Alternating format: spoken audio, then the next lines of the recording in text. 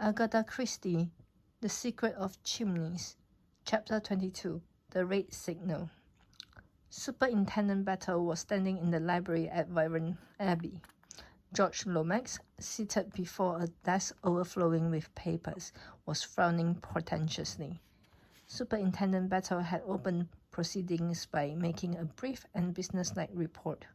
Since then, the conversation had lain almost entirely with George, and Battle had contented himself with making brief and usually monosyllabic replies to the other's questions. On the desk, in front of George, was a packet of letters Anthony had found on his dressing table. "I can't understand it at all," said George irritably, as he picked up the packet. "They're in code, you say?"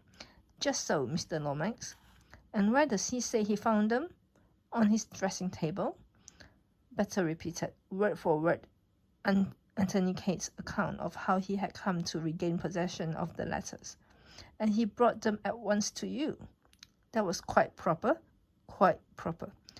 But who could have placed them in his room?" Battle shook his head. "That's the sort of thing you ought to know," complained George. "It sounds to me very fishy. Very fishy indeed. What do we know about this man Cade anyway? He appears in a most mysterious manner, under highly suspicious circumstances, and we know nothing whatever about him. I may say that I, personally, don't care for his manner at all. You've made inquiries about him, I suppose?" Superintendent Battle permitted himself a patient smile. "We wired at once to South Africa, and his story had been confirmed on all points. He was in Bulawayo with Mr. McGurf at the time he stated. Previous to their meeting, he was employed by Messrs. Castle, the tourist agents."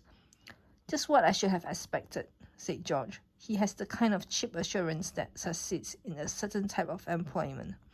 But about these letters, steps must be taken at once. At once." The great man puffed himself out and swelled importantly. Superintendent Battle opened his mouth, but George forestalled him. "There must be no delay. These letters must be decoded without any loss of time. Let me see, who is the man?" "There is a man connected with the British Museum, knows all there is to know about ciphers. Ran the department for us during the war. Where is Miss Oscar? She will know. Name something like Win, Professor Winwood," said Battle.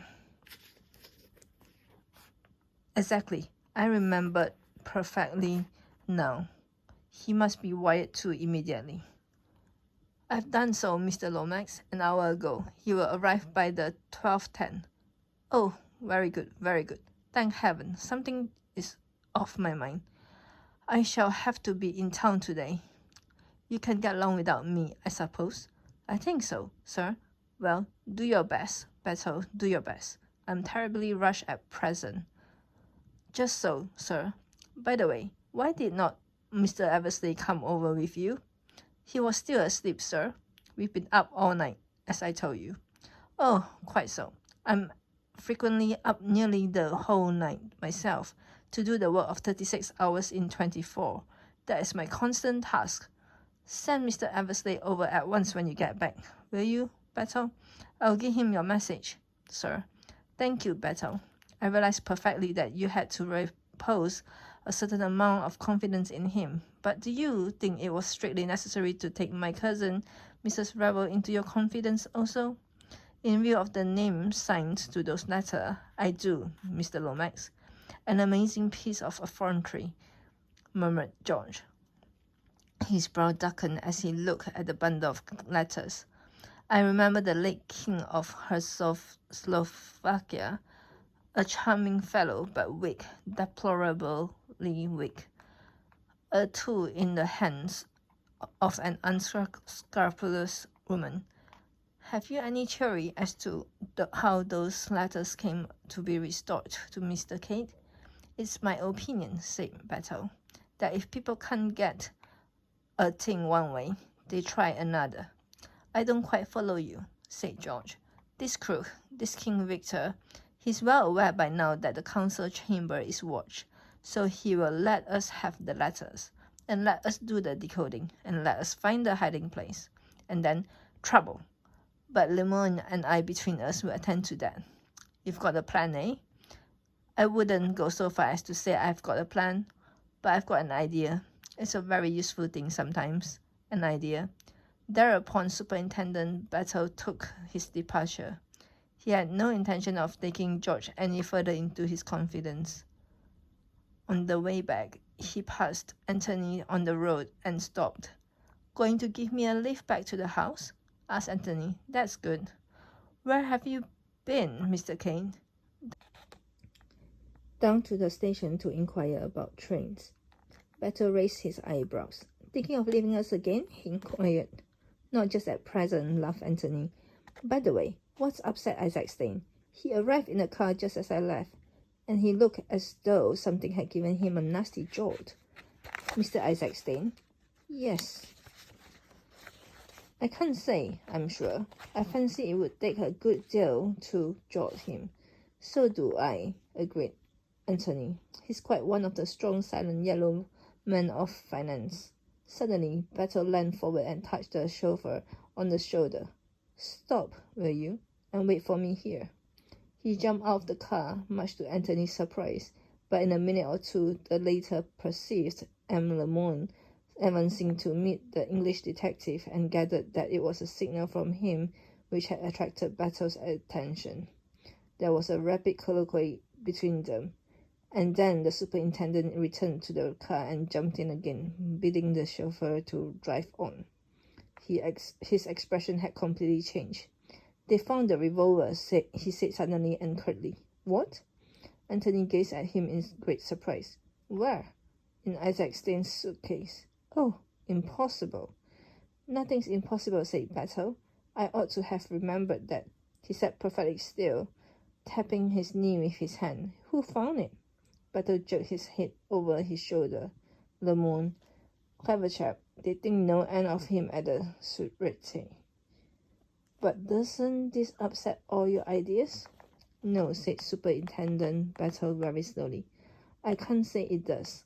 It was a bit of a surprise, I admit, at first. But it fits in very well with one idea of mine." "Which is?" But the superintendent branched off to a totally different subject. "I wonder if you would mind finding Mr. Eversley for me, sir. There's a message for him from Mr. Lomax. He's to go over to the Abbey at once." "All right," said Anthony. The car had just drawn up at the great door. "He's probably in bed still." "I think not," said the detective. "If you will look, you'll see him walking under the trees with Mrs. Revel." "Wonderful eyes you have, haven't you, Battle?" said Anthony as he departed on his errand. He delivered the message to Bill, who was dully disgusted. "Damn it all," grumbled Bill to himself as he strode off to the house. "Why can't Calder sometimes leave me alone? And why can't these blasted colonials stay in their colonies? What do they want to come over here for and pick up all the best girls? I'm fed up to the teeth with everything." "Have you heard about the revolver?" said Virginia breathlessly as Bill left them. "Battle told me. Rather staggering, isn't it?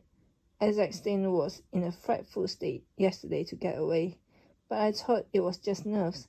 He's about the one person I would have pitched upon as being above suspicion. Can you see any motive for his wanting Prince Michael off the way?" "It certainly doesn't fit in," agreed Virginia thoughtfully. "Nothing fits in anywhere," said Anthony discontentedly. "I rather fancied myself as an amateur detective to begin with, and so far all I've done is to clear the character of the French governess at vast trouble and some little expense." "Is that what you went to France for?" inquired Virginia. "Yes, I went to Dinard, and I had an interview with the Comtesse de Breteuil, awfully pleased with my own cleverness, and fully expecting to be told that no such person as Mademoiselle Brun had ever been heard of. Instead of which, I was given to understand that the lady in question had been the mainstay of the household for the last 7 years. So, unless the Comtesse is also a crook, That ingenious theory of mine falls to the ground. Virginia shook her head. Madame de Brezil is quite above suspicion. I know her quite well, and I fancy I must have come across Mademoiselle at Chateau. I certainly knew her face quite well in that vague way one does know governesses and companions and people one sits opposite to in trains. It's awful, but I never really look at them properly, do you? Only if they're exceptionally beautiful, admitted Anthony. Well, in this case, she broke off. What's the matter? Anthony was staring at a figure which detached itself from the clump of trees and stood there rigidly at attention. It was the Czechoslovakian Boris. Excuse me, said Anthony to Virginia. I must just speak to my dog a minute. He went across to where Boris was standing. What's the matter? What do you want? Master, said Boris, bowing. Yes, that's all very well, but you mustn't keep following me about like this. It looks odd. Without a word, Boris produced a soiled scrap of paper, evidently torn from a letter, and handed it to Anthony. What's this? Said Anthony. There was an address scrawled on the paper. Nothing else. He dropped it, said Boris. I bring it to the master. Who dropped it? The foreign gentleman. But why bring it to me? Boris looked at him reproachfully. Well, anyway, go away now, said Anthony. I'm busy. Boris saluted, turning sharply on his heel and marched away. Anthony rejoined Virginia, thrusting the piece of paper into his pocket. What did he want? She asked curiously. And why do you call him your dog? Because he acts like one, said Anthony, answering the last questions first. He must have been a retriever in his last incarnation, I think. He's just brought me a piece of a letter which he says the foreign gentleman dropped. I suppose he means Le Moyne. I suppose so, acquiesced Virginia. He's always following me around, continued Anthony, just like a dog. Sits next to nothing, just looks at me with his big round eyes. I can't make him out. Perhaps he meant Isaacstein, suggested Virginia. Isaacstein looked foreign enough. Heaven knows. Isaacstein, muttered Anthony impatiently. Where the devil does he come in? Are you ever sorry that you've mixed yourself up in all this? Asked Virginia suddenly. Sorry? Good Lord, no, I love it. I've spent most of my life looking for trouble, you know. Perhaps this time I've got a little more than I bargained for.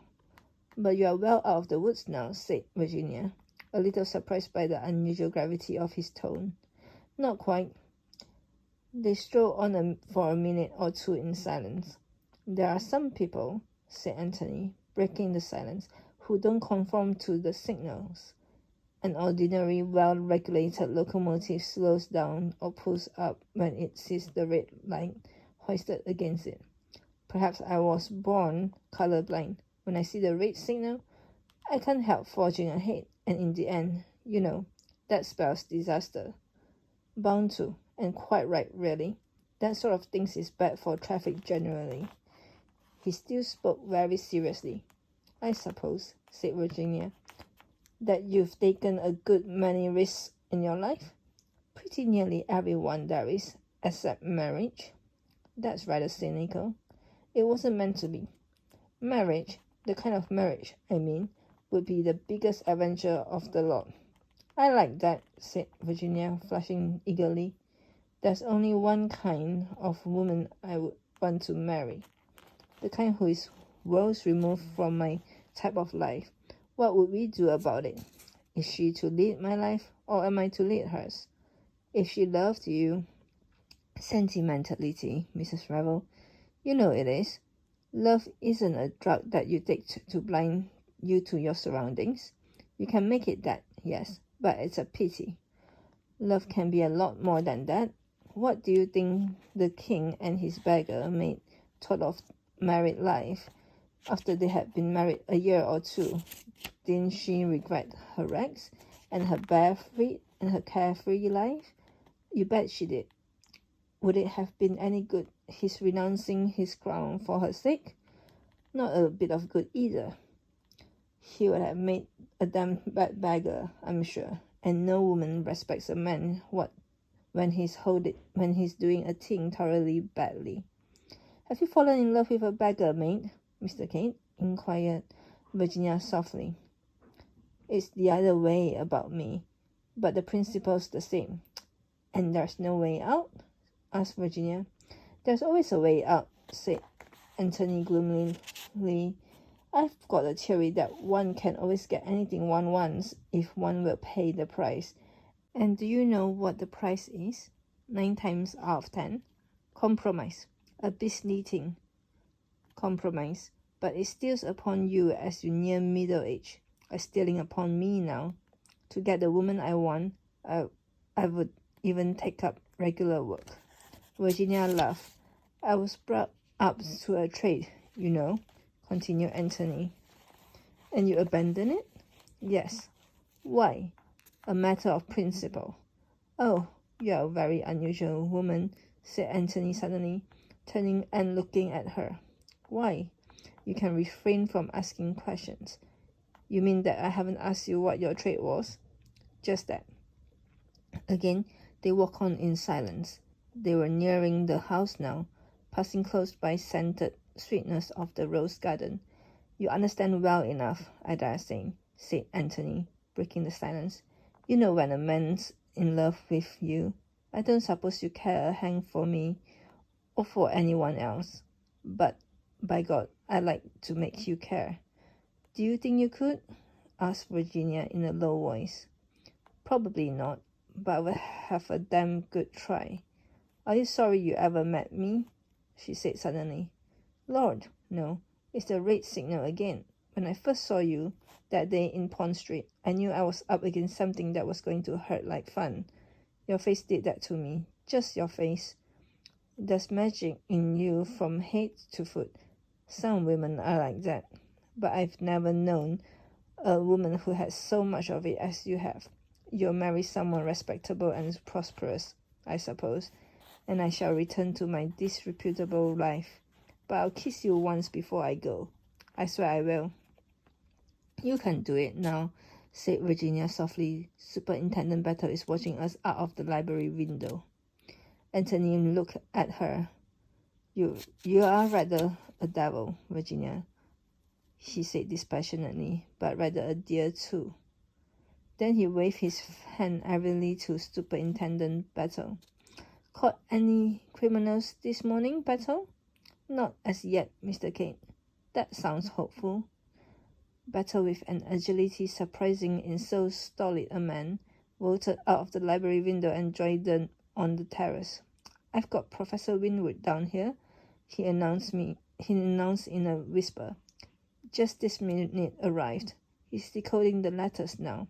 Would you like to see him at work? His tone suggested that of the showman speaking of some pet exhibit.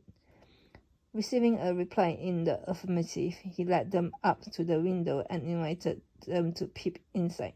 Seated at the table, the letters spread out in front of him, and writing busily on a big sheet of paper was a small red-haired man of middle age. He grunted irritably to himself as he wrote, and every now and then he rubbed his nose violently until its hue almost rivaled that of his hair. Presently he looked up. That you, Battle? What do you want me down here to unravel this tomfoolery for? A child in arms could do it. A baby of 2 could do it on his head. Call this thing a cipher? It leaps to the eye, man.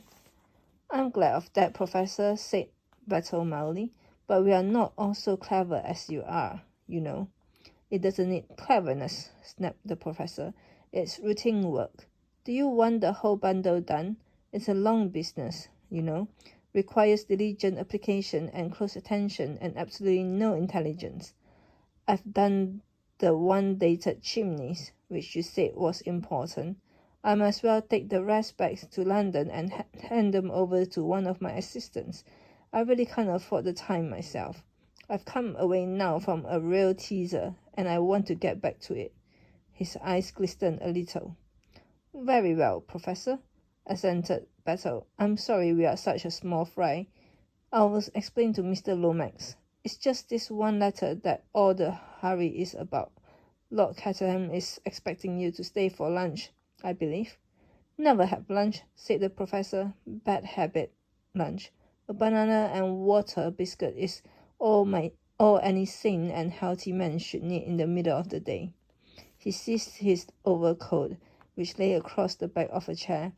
Battle went round to the front of the house, and a few minutes later, Anthony and Virginia heard the sound of a car driving away. Battle rejoined them, carrying in his hand the half-sheet of paper which the professor had given him. "He's always like that," said Battle, referring to the departed professor, "in the very deuce of a hurry. Clever man, though. Well, here's the kernel of Her Majesty's letter. Care to have a look at it?" Virginia stretched out a hand, and Anthony read it over her shoulder. It had been, he remembered, a long epistle, breathing mingled passion and despair. The genius of Professor Winwood had transformed it into an essentially business-like communication. "Operations carried out successfully, but as double-crossed us. Has removed stone from the hiding place. Not in his room. I've searched. Found the following memorandum which I think refers to it. Richmond 7 straight 8 left 3 right." "As?" said Anthony. "Steeplage, of course. Cunning old dog. He changed the hiding place." "Richmond," said Virginia thoughtfully. "Is the diamond concealed somewhere at Richmond, I wondered?" "It's a favourite spot for royalties," agreed Anthony. Battle shook his head. I still think it's a reference to something in this house." "I know," cried Virginia suddenly. Both men turned to look at her. "The Holbein portrait in the council chamber. They were tapping on the wall just below it. And it's a portrait of the Earl of Richmond." "You've got it," said Battle, and slapped his leg. He spoke with an animation quite unwanted. "That's the starting point. The picture and the crooks know no more than we do that the figures refer to. Those two men in armor stand directly underneath the picture, and their first idea was that the diamond was hidden in one of them. The measurements might have been inches. That failed, and their next idea was a secret passage or stairway, or a sliding panel. Do you know of any such thing, Mrs. Revel?" Virginia shook her head. "There's a priest's hole, and at least one secret passage, I know," she said. "I believe I've been shown them once, but I can't remember much about them now. Here's Bundle. She will know." Bundle was coming quickly along the terrace towards them. "I'm taking the pen up to town after lunch," she remarked. "Anyone want a lift? Wouldn't you like to come, Mr. Cade? We'll be back by dinner time." "No, thanks," said Anthony. "I'm quite happy and busy down here." "The man fears me," said Bundle. "Either my driving or my fatal fascination. Which is it?"